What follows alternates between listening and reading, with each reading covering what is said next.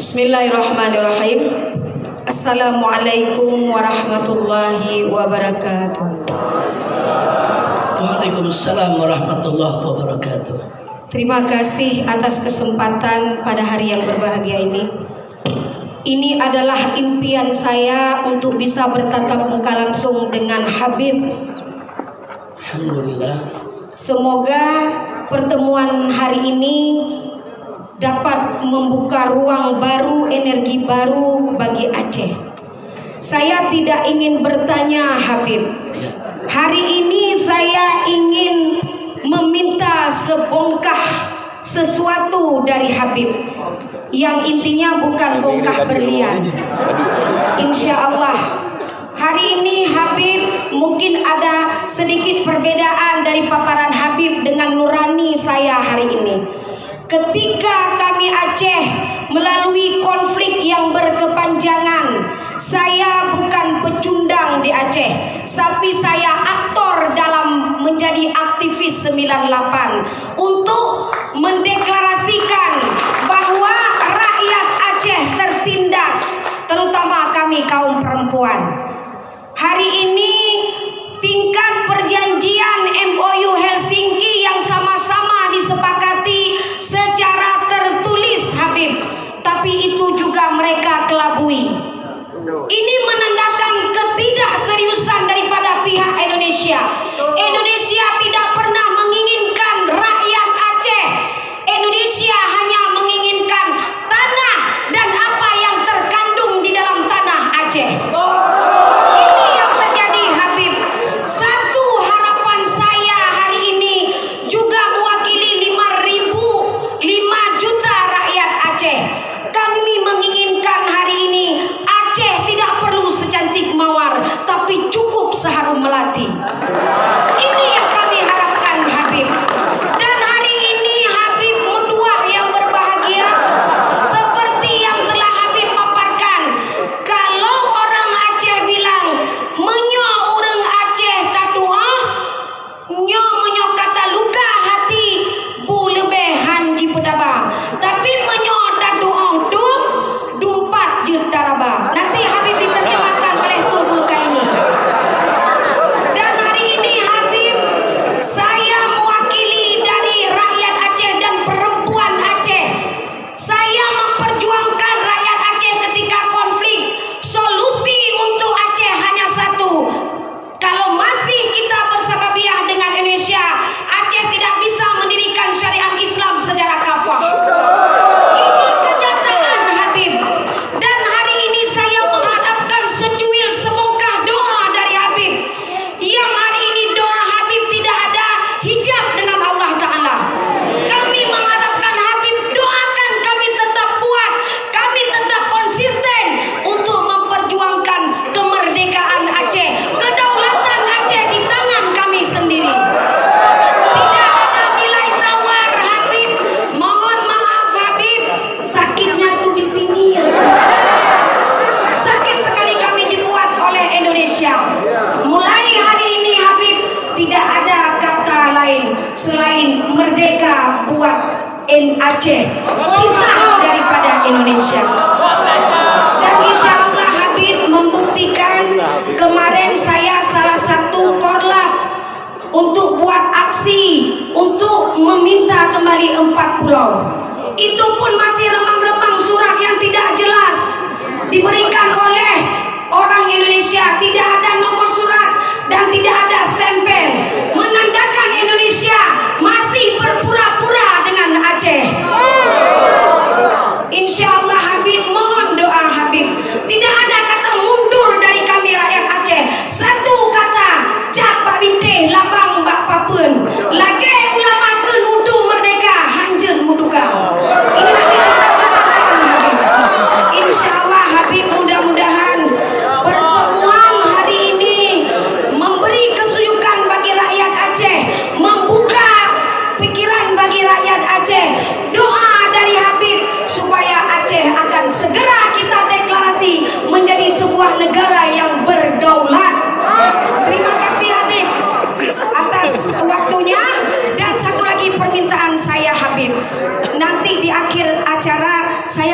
berfoto dengan terima kasih Habib. Assalamualaikum warahmatullahi wabarakatuh. Takbir. Terima kasih, jazakumullahu khairal jazak.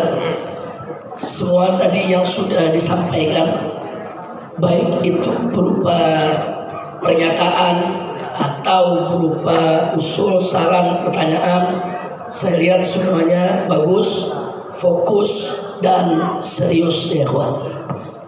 Saya mulai dari yang pertama tadi, luar biasa Bu Fitriani, semangat merdeka ya. Cut Linda, Ibu Cut Linda, maaf, luar biasa semangat untuk merdekanya. Jadi betul yang beliau katakan tadi, mungkin antara saya dengan beliau ada beberapa perbedaan pendapat, perbedaan pandangan. Tapi perbedaan pandangan tersebut tidak mesti kita punya sikap yang berlawanan yang mengantarkan kepada perpecahan. Maaf Ibu Cut Linda, kalau saya sebagai ibu, mungkin sikap saya sama dengan ibu. Artinya apa? Kalau saya sebagai Ibu Cut Linda, saya sebagai warga Aceh yang langsung mengalami aneka ragam kesulitan-kesulitan di masa lalu. Bisa jadi luka hati tersebut, saudara, sulit tersembuhkan, nggak gampang menyembuhkannya. Tapi sekarang saya bicara, saya sebagai seorang dai, sebagai seorang ustadz, saudara, yang walaupun tidak mengalami apa yang diderita oleh masyarakat Aceh, tapi setidaknya saya mendapatkan informasi, saya kaji, saya hati-hati, dan saya bisa merasakan agar saya bisa bagaimana suka duka orang Aceh juga harus menjadi suka duka saya. Nah karena itu di sini saya mau sampaikan kepada Ibu Cut Linda supaya kita tidak salah paham. Saya bicara dalam konteks Indonesia. Saya bicara dalam konteks Indonesia. Artinya Indonesia dari Sabang sampai Merauke. Nah, yang kami perjuangkan para ulama, khususnya saya dan kawan-kawan di Front Persaudaraan Islam, adalah bagaimana persaudaraan Islam di dunia ini di kemudian hari bisa melebarkan sayap, bukan dari Sabang sampai Merauke, tapi dari Sabang sampai Maroko. Itu yang kita harapkan ya Pak. Karena kita harapkan itu, khilafah itu kan tegak di bumi Allah ini. Kalau khilafah tegak di bumi Allah ini, bukan Sabang Merauke lagi, kecil itu. Dari Sabang sampai Maroko, semua tunduk di bawah kekhilafahan. Tapi tentu untuk menuju kekhilafahan tersebut, kita nggak boleh utopis. Kita jangan mimpi di siang bolong, jangan cuma berangan-angan. Tentu untuk mewujudkan suatu khilafah itu ada jalan yang mesti ditempuh, ada strategi, saudara. Nah, saya tunjukkan di sini. Saya tunjukkan bahwa dulu Front Pembela Islam, yang kemudian sekarang ada Front Persaudaraan Islam, kita itu membuat 10 langkah bagaimana menciptakan khilafah Islam agar tegak di dunia. Sebab begini Pak, Bu, maaf ya, kalau kita di Indonesia teriak-teriak tegakkan khilafah, hapus NKRI, hapus Pancasila, hapus Bhinneka Tunggal Ika, belum berjuang udah ditangkap semua. Ini fakta. Baru ngomong ditangkap. Saudara, HTI dibubarkan gara-gara kampanye khilafah. Belum bergerak dibubarkan ya kawan. Nah, maka itu saya tidak mengatakan itu tidak ideal, tidak. Menegakkan khilafah bagus karena itu kewajiban agama. Nah, cuman dalam berjuang, bagaimana Nabi dulu mengajarkan kita konsep at-tadarruj, konsep step by step, konsep selangkah demi selangkah, konsep saudara bagaimana bisa mengantarkan kita kepada tujuan saudara, tapi kita tidak hancur di awal langkah. Nah, maka itu mari kita lihat. Saya perkenalkan sebentar. Di dalam Munas FPI terakhir sebelum FPI dibubarkan, itu sudah dirumuskan Saya bacakan di sini bahwa FPI apa sih posisinya daripada khilafah Islamiyah? Saya bacakan. FPI harus ikut berperan aktif dalam upaya menegakkan khilafah Islamiyah alamiyah. Alamiyah itu internasional, saudara, sesuai syariat melalui langkah-langkah logis realistis yang elegan dan bertanggung jawab serta sejalan dengan napas kemajuan dunia, yaitu dengan mendorong. Ada 10 poin. Saya mulai dari yang pertama. Yang pertama adalah peningkatan fungsi dan peran organisasi konferensi Islam. Bapak Ibu mesti tahu di dunia ini kita punya OKI, organisasi konferensi Islam. Seluruh negara Islam atau negara-negara yang mayoritas Islam atau negara-negara yang dipimpin oleh orang Islam atau negara-negara yang di dalamnya terlihat syiar Islam, semua bergabung di satu organisasi internasional yang bernama Organisasi Konferensi Islam. Jadi seluruh dunia Islam menjadi anggota organisasi ini. Nah, organisasi ini punya ketua, organisasi ini punya sekjen. Nah, kita berharap OKI ini menjadi pintu gerbang kita, kendaraan kita untuk menuju penegakan khilafah dunia di kemudian hari, saudara. Karena membentuk satu organisasi yang anggotanya seluruh kepala negara dari seluruh dunia Islam itu bukan sesuatu yang mudah. Satu, karena untuk kita menyatukan negeri-negeri Islam, jangankan menyatukan 100 negara Islam, menyatukan Indonesia sama Malaysia aja setengah mati. Mungkin orang akan bilang mimpi sudah. Bagaimana Indonesia dengan Malaysia bersatu? Bagaimana Malaysia dengan Brunei bersatu? Enggak mudah, saudara. Jangankan menyatukan Malaysia dengan Indonesia, menyatukan Indonesia sama GAM aja susah, saudara. Itu masih sama-sama dalam satu negeri, enggak mudah. Nah, upaya ini perlu ada kebertahapan. Sekarang saya bicara Ibu Cut Linda yang saya hormati, saya bicara konteks Indonesia untuk menegakkan khilafah itu dulu. Nah, kemudian saudara, yang kedua, mari kita lihat negara-negara Eropa, walaupun jumlahnya banyak, ada sekian banyak negara Eropa, tapi menariknya mereka punya parlemen bersatu. Parlemen Eropa bersatu. Seluruh pimpinan-pimpinan parlemen dari parlemen-parlemen di Eropa bersatu dalam parlemen Eropa bersatu. Artinya kita sudah mengusulkan kepada OKI, Organisasi Konferensi Islam, tolong dirangkul seluruh negara Islam dan bentuklah parlemen bersatu negara Islam. Kenapa orang Eropa bisa, kita nggak bisa? Kita belum bisa bentuk khilafah, ya sudah, nanti prosesnya mungkin masih lama. Tapi setidaknya negara Islam bersatu, saudara, dalam parlemen bersatu negara Islam. Jadi DPR Indonesia, DPR Malaysia, DPR Saudi, DPR Qatar, DPR Kuwait, DPR Pakistan, semua bersatu di situ tempat bermusyawarah antara wakil-wakil rakyat umat Islam di seluruh negara Islam. Sudah kita sampaikan dan itu diproses, saudara. Terus yang ketiga yang ingin juga saya sampaikan di sini, pembentukan pasar bersama dunia Islam. Dulu Bapak Mahathir Muhammad, mantan Perdana Menteri Malaysia, ketika beliau menjadi Perdana Menteri, beliau usulkan ini. Beliau minta didirikan pasar bersama, saudara, pasar bersama waktu itu ASEAN, belum umat Islam. Apa yang terjadi? Begitu mau didirikan pasar bersama ASEAN, saudara, ASEAN dihantam habis dengan krisis moneter, saudara. Karena Amerika nggak terima, Inggris nggak terima. Karena kalau kita punya pasar bersama negara-negara Islam, artinya antar negara-negara Islam akan melakukan transaksi jual beli, transaksi transformasi keilmuan dan lain sebagainya sesama mereka dengan tidak melibatkan negara di luar Islam, ya kawan. Dan ini bagi Eropa merugikan, bagi Amerika merugikan. Kenapa? Karena dunia Islam itu merupakan pasar besar mereka. Mereka punya produk, pasarnya di mana? Ya di umat Islam. Mereka bikin mobil, pasarnya laku di umat Islam. Mereka bikin tekstil, pasarnya di umat Islam.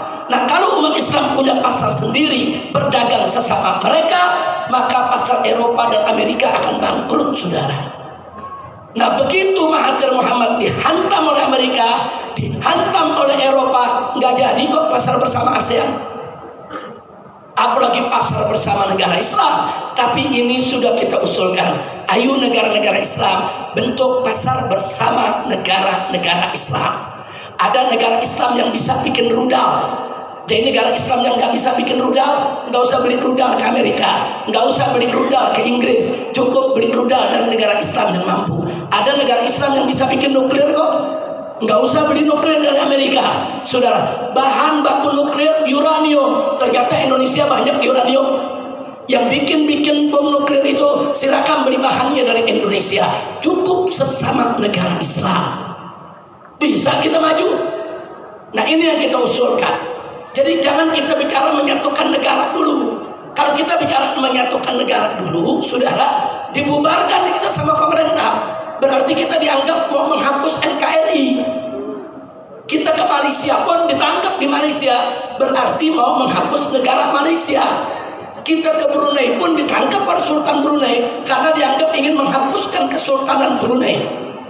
Jadi kalau program khilafahnya langsung menyebut, ayo negara-negara Islam semua bersatu, NKRI nggak ada, negara Malaysia nggak ada, negara Brunei nggak ada, semua bersatu di bawah satu khalifah. Maka ketiga negara itu akan jadi musuh kita, karena kita dianggap kompetitor kekuasaan. Karena dianggap kita ingin merebut kekuasaan, dan merebut kekuasaan dalam urusan politik sesuatu yang sangat sensitif, saudara.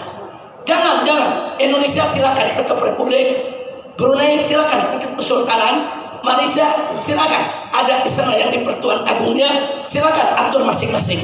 Tapi tolong, satu, jadikan OKI sebagai lembaga musyawarah dunia Islam. Dua, itu tadi, yuk kita buat parlemen bersama bersatu negara-negara Islam. Tiga, kita bangun juga pasar bersama umat Islam. Yang keempat, saudara, yang keempat yang kita harapkan dari negara-negara Islam ini, saudara, adalah pembentukan fakta pertahanan bersama dunia Islam. Eropa punya NATO, satu anggotanya diganggu, seluruh negara NATO turun, ya Pak.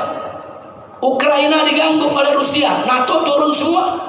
Rusia dikerubutin oleh Inggris, oleh Prancis, saudara, oleh Jerman. Kenapa? Mereka sudah punya fakta kesepakatan bersama. Kalau satu negara Eropa diganggu, seluruh negara Eropa sebagai anggota fakta akan turunkan tentara untuk membantu negara anggota yang diganggu, saudara. Sementara Islam nggak ada. Mana ada fakta pertahanan dunia Islam? Nggak ada dia sampai hari ini. Makanya begitu Palestina dihancurkan habis-habisan, mana fakta pertahanan? Mana negara-negara Islam bersatu? Masing-masing negeri ngirim tentara untuk menyelamatkan saudara kita di Palestina. Tidak ada. Nggak ada. Yang ada cuma satu persatu negeri membela Palestina. Iran mengirimkan roket-roketnya, Yaman mengirimkan roket-roketnya, saudara. Lalu Saudi di mana? Qatar di mana? Emirat di mana? Kuwait di mana, saudara? Yordania di mana? Mesir di mana? Nah, saudara, termasuk negara kita Indonesia, di mana? Tentara kita banyak, senjata kita ada? Enggak ada, belum ada niatan Indonesia kirim tentara, saudara. Nah, tapi kalau kita punya fakta pertahanan dunia Islam, maka setiap negara OKI wajib jadi anggota. Setiap negara OKI harus kirimkan tentara, kirimkan senjata kalau ada salah satu negara Islam diganggu oleh negara-negara kafir, saudara. Ini sampai hari ini belum terbentuk, ya Pak. Belum terbentuk, baru sifatnya cuma bilateral aja. Iran diganggu, saudara, Pakistan maju. kirim pesawat terbangnya. Bahkan pesawat terbang Pakistan sekarang ditaruh 2 bendera, bendera Iran dan bendera Pakistan. Negara Islam yang lain kemana? Gaza udah rata dengan tanah, saudara. Udah rata dengan tanah. Saudara, negara-negara Arab di mana? Bahkan Yordan menutup perbatasannya. Begitu juga Mesir menutup perbatasannya, sehingga mujahidin dari berbagai negeri nggak bisa masuk. Jangankan bikin fakta pertahanan, untuk buka pintu perbatasan aja sampai hari ini sulit diperjuangkan, saudara. Tapi saya yakin, insya Allah ke depan, saudara, fakta ini akan terbentuk, saudara. Saya yakin. Doakan semua, amin. Jadi kalau Eropa punya NATO, dulu Uni Soviet punya Warsawa, maka Indonesia, Malaysia, Brunei, dan seluruh dunia Islam harus punya fakta pertahanan dunia Islam. Baik, yang keberapa sekarang? Yang kelima, saudara.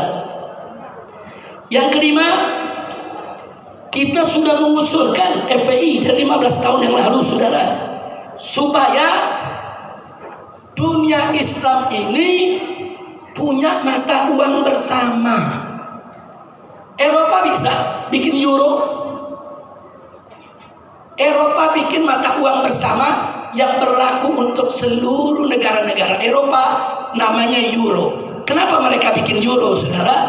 Karena mereka kemarin babak belur menghadapi dolar Amerika. Dolar Amerika terus semakin lama semakin tinggi nilainya, sementara mata uang negara-negara Eropa semakin hancur.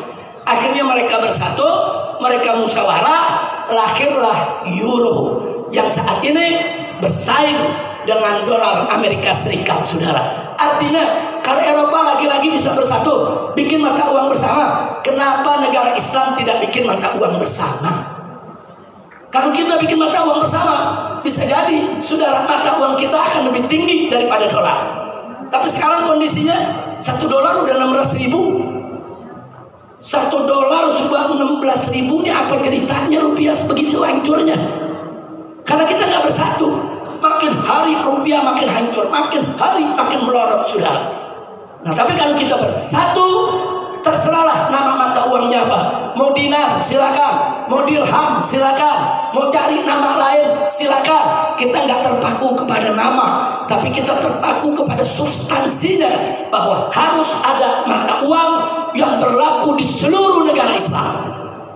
Kalau itu terjadi, insya Allah, saudara, negara-negara Islam akan jaya dan tidak akan dimakan dengan kepuasan kerakusan dolar Amerika Serikat, insya Allah. Kemudian yang nomor 6, kita sudah sampaikan perlu adanya penghapusan paspor dan visa antara dunia Islam. Perlu, saudara. Bagaimana caranya kita ke Malaysia nggak perlu pakai paspor, kita ke Saudi nggak perlu pakai paspor.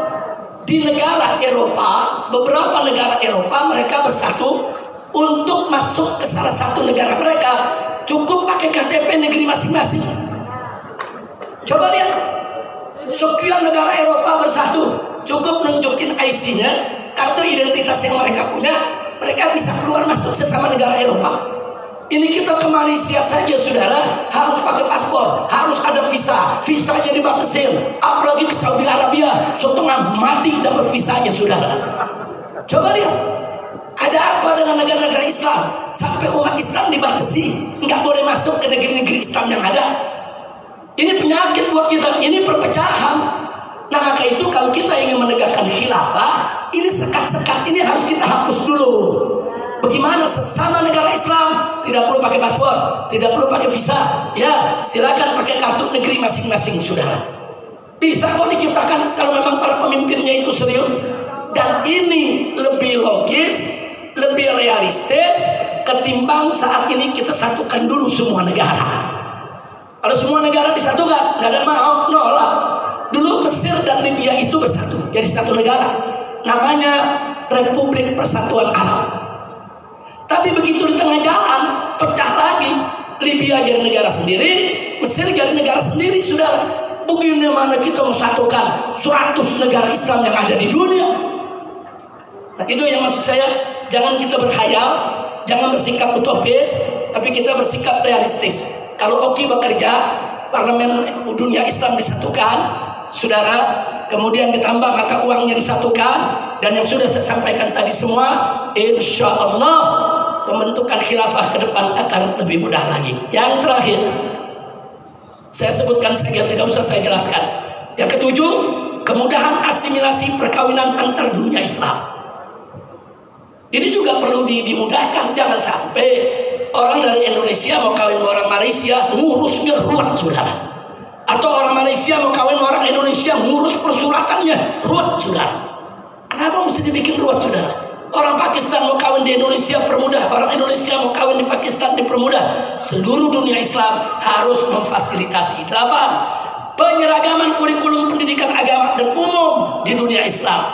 Catat baik-baik bahwa kurikulum pelajaran matematika yang diterbitkan oleh orang-orang Barat berbeda dengan yang diajarkan antara di Eropa dengan yang ada di Indonesia, saudara.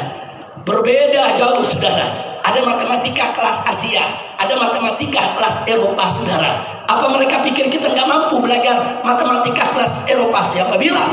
Juara matematika dunia datangnya dari Indonesia, saudara. Nah, maka itu, saudara, perlu ada kurikulum di dunia Islam. Jangan sampai kita dikerjai oleh dunia Barat. Dan yang berikutnya, perlu ada satelit dunia Islam. Sekarang bagaimana kita mau perang melawan musuh-musuh kita? Orang dunia Islam aja satelitnya dibuat oleh Barat kok. Indonesia punya satelit yang buat Amerika. Satelit itu tempat menampung sinyal semua komunikasi kita. Jadi kalau presiden bicara sama menterinya, masuk ke satelit, Amerika tinggal nguping, saudara, apa yang dibicarakan oleh presiden. Kenapa? Karena satelitnya bukan kita yang kendalikan, yang buat Amerika, yang kendalikan juga Amerika. Maka itu ke depan dunia Islam bersatu. Mampu kok bikin satelit sendiri yang dunia lain nggak bisa menyadap kita, saudara. Anda bisa bayangkan deh, kalau presiden lagi ngobrol sama istrinya di kamar bisa disadap juga. Apa nggak kacau ini dunia, saudara? Inna lillahi wa inna ilaihi raji'un. Nah, berikutnya, saudara, bahwa pendirian perlu ada Mahkamah Islam Internasional. Nah, Mahkamah Islam Internasional ini perlu. Jadi kalau ada di dunia Islam yang melakukan kezaliman seperti di Aceh tadi cerita Cut Linda, oh ada oknum-oknum tentara dulu yang melakukan kezaliman kepada rakyat Aceh. Kalau ada Mahkamah Islam Internasional, dia nggak bisa diadili di Aceh, bawa ke Mahkamah Internasional, saudara. Mesti seperti itu. Tapi ini umat Islam lemah. Jangankan mendirikan khilafah, 10 poin yang kita ceritakan tadi saja belum bisa dibentuk secara maksimal. Nah, inilah kerugian kita semua. Jadi saya minta maaf, saudara, intinya saya mengajak semua bangsa Aceh. Yuk, mari. Saya tidak mengajak Anda berpikir Aceh merdeka, tapi saya mengajak, yuk kita merdekakan Indonesia. Siapa bilang Indonesia sudah merdeka? 80 tahun kita dijajah oleh oligarki, oleh pejabat-pejabat yang bejat. 80 tahun, saudara, kita saat ini Indonesia masih dijajah oleh kekuatan asing. 80 tahun emas kita di Papua, minyak dan gas kita di Aceh, saudara. Di mana-mana tempat digeruk oleh perusahaan-perusahaan asing. Siapa bilang kita sudah merdeka? Puluhan juta orang menganggur, tidak punya kerja, ya kawan. Maka itu aja, yuk rame-rame kita berjuang. Bahkan bangsa Aceh saya minta ada di barisan paling depan sebagai lokomotif, sebagai pemimpin. Ayo merdekakan Indonesia dari oligarki busuk, saudara. Takbir, siap merdeka. Ini dipotong rekamannya. Ini Al-Bazar entah dipotong rekamannya. Judulnya Habib Rizik menyerukan Aceh merdeka. Padahal yang saya bilang bukan Aceh merdeka, Indonesia merdeka. Siap merdekakan Indonesia? Siap memerdekakan Indonesia sekali lagi. Takbir. Jadi saya nggak berbeda pendapat rapat dengan Ibu Cutlinda, hanya beda konteks saja Bu Cutlinda. Nah, Bu Cutlinda bicara konteks Aceh, saya bicara konteks Indonesia. Yang penting saya minta semua saudara, yuk kita bersatu dan berjuang, insya Allah. Baik, yang beberapa pertanyaan tadi sudah disampaikan oleh Dr. Yusuf Gordowi. Lebih banyak bukan pertanyaan, tapi lebih banyak masukan-masukan yang luar biasa. Dan saya tetap komitmen. Apa yang menjadi keluhan bangsa Aceh, saya dan Tripila, FPI, GNPF Ulama, Persada 212 tetap akan menyuarakan suara rakyat Aceh di pusat sana, saudara. Soal berhasil tidak berhasil itu urusan mereka. Kewajiban kita adalah berjuang. Soal menang itu anugerah dari Allah Subhanahu wa Ta'ala. Nah, ada pertanyaan yang paling menarik, yang paling akhir ini. Soal partai. Ini jawab jangan nih. Siang ini. Baik, singkat saja saudara. Saya ini di Jakarta. Yang paling getol berkampanye bubarkan semua partai. Saya minta apa bubarkan memang. Kenapa? Karena partai-partai ini saudara yang selama ini bikin ruwet negara. Dan berbahaya sistem partai saat ini. Ada salah satu pimpinan partai, dia menjadi salah satu pimpinan daripada DPR. Dia mengatakan dalam salah satu dialog, apa dia bilang? Kalau mau bikin undang-undang di Indonesia, nggak usah lobby DPR, kata dia. Nggak usah, lobby aja ketua partai. Partai di DPR ada berapa? Oh, ada 9. Ya lobby aja.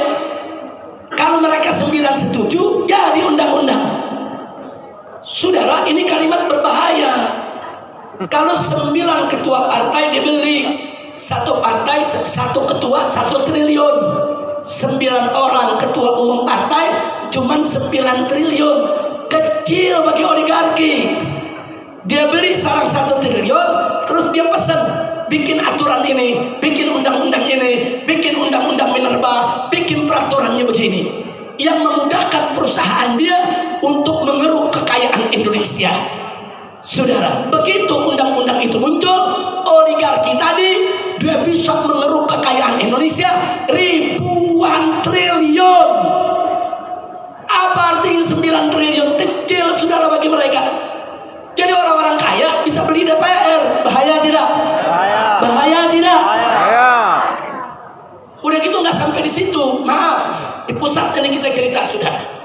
Kalau satu partai menguasai satu kementerian, kementerian tadi akan jadi ATM partai tersebut, saudara. Sama aja di sini. Dikeruk kekayaannya untuk mengembangkan partai. Real, fakta.